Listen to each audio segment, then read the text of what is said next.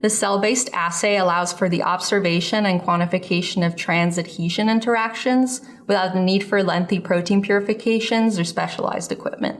Although the protein interactions tested here are relevant to neurobiology, this method may be applied to any area of research where protein adhesion is occurring intercellularly.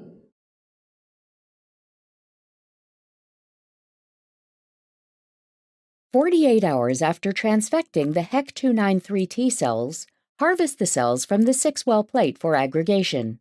First, wash each well twice with PBS. Next, to gently dissociate the cells, add 1 milliliter of 10 millimolar EDTA to each well. Then incubate the plate at 37 degrees Celsius.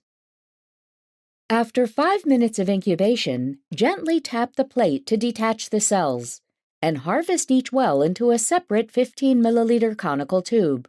Centrifuge the tubes at 500 times G and room temperature for 5 minutes. While the cells are pelleting, prepare 6 incubation tubes by labeling the tops of microcentrifuge tubes with the experimental conditions. Every permutation of GFP and M-cherry should be used.